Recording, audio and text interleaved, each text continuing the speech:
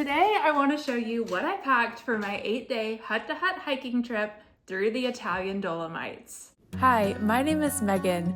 Join me as we explore new places together, hike some trails, and enjoy this adventure outdoors.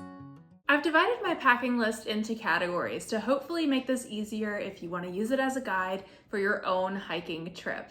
Now, I had a few extra things in my pack that I'm not going to include in this list because of the time I was spending both before and after the hiking trip. Let's start with the essentials.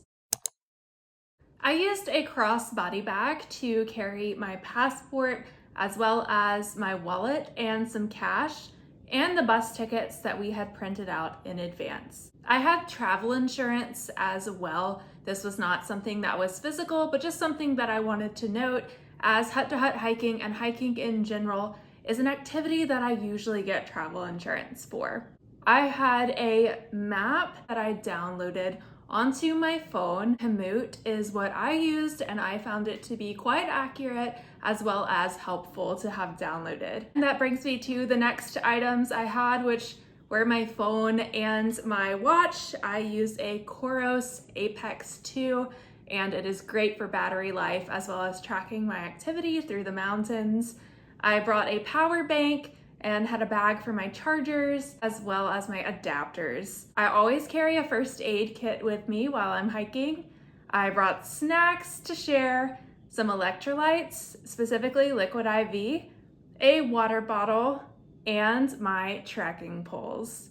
Next up, I've got my toiletries. Now, toiletries are something that can get heavy really fast, so I tried to limit what I brought. I bought this helpful waterproof travel bag off of Amazon and have used it for so many trips. So let's start off with something I used every day on my feet during the trek called Squirrel's Nut Butter. It is an anti-chafe and it helps so much to prevent blisters. I brought my contact solution as well as some extra pair of contacts. I had dry shampoo as I didn't really want to carry shampoo and conditioner with me. I had deodorant, sunscreen, chapstick with SPF, body soap, nail clippers, tweezers, extra hair ties, some toilet paper, and KT tape that came in very handy when I experienced some knee pain later in the trail. Now let's move on to clothes, but first let me take a sip of my iced caramel latte. This is my go-to coffee order if I just want a sweet little snack pick me up in the afternoon.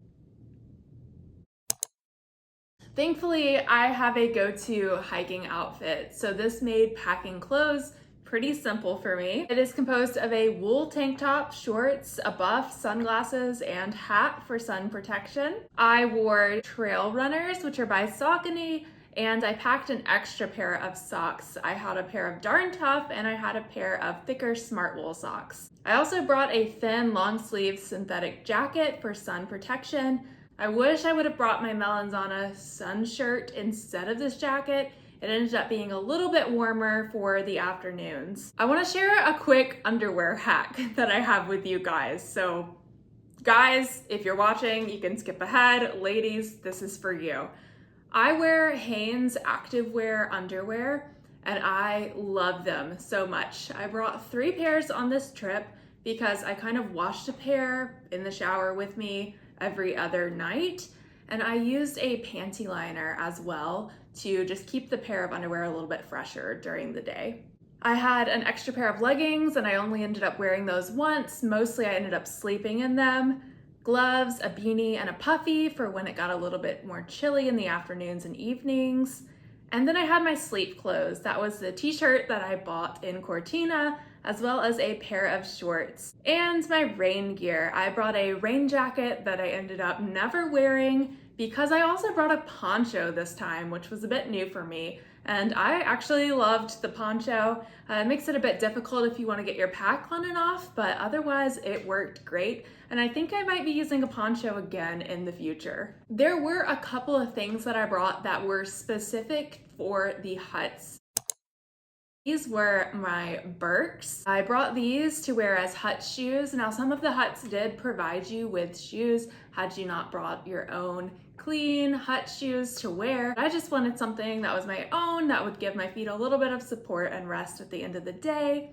I brought my headphones. They could double as earplugs, as I knew hostile noises can be a bit loud, so I imagine the same for huts. Thankfully, I didn't ever need to use them. People were really respectful at night. I brought a sleeping bag liner, which is at the request of the huts that you use your own sleeping bag liner, and they will provide you with something like heavier to put over on top of it. And I had a microfiber quick dry towel as well for the times that I did shower or the times that we jumped in a lake. And last but not least, the bag itself. I used a 40-liter pack from 3F Ultralight Gear. It is lightweight, it fits everything perfectly, and it is a great deal for budget hikers and budget backpackers. I've cut out part of a sleeping pad to give my back some extra padding. It doubles as a nice sit pad for stretching or for lunch breaks as well. Now let's talk about packing the bag, and I want to bring you outside for that. It is currently beautiful weather here in Georgia. Before I put anything in, I always line my pack with a trash bag. This just gives me extra peace of mind that anything I put in my pack that's inside of this bag is going to have an extra waterproof layer.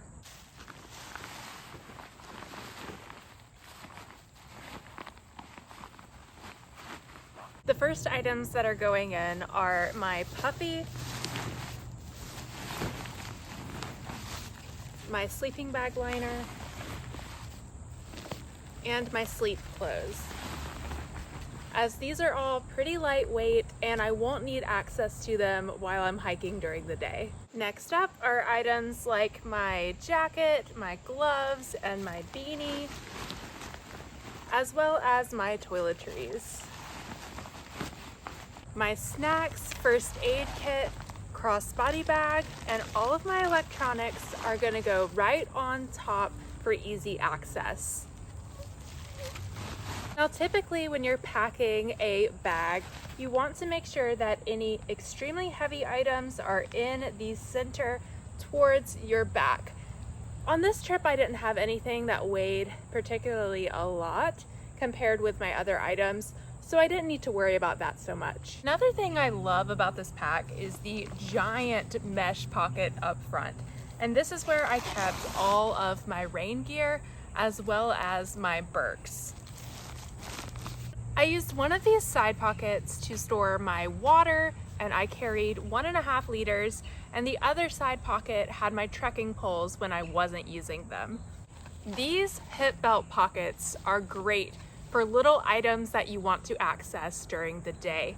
I kept my chapstick and my phone in one, and in the other I maybe kept a little snack as well as my battery bank. And that's it. That's everything I packed for my 8-day hut-to-hut hiking adventure through the Italian Dolomites. I hope that you find this guide helpful, whether you are planning your own hut-to-hut hiking adventure or you're planning to hike the Alta Via one as well. Packing light is very important, especially when you're gonna be on the move every single day. But overall, I was really happy with the gear that I brought and how it fit inside my pack. If you have any questions about specific items that I brought or packing tips, feel free to drop a comment below. And if you found this video helpful, go ahead and give it a thumbs up. I appreciate you guys watching, and I hope to see you in the next video for our next adventure.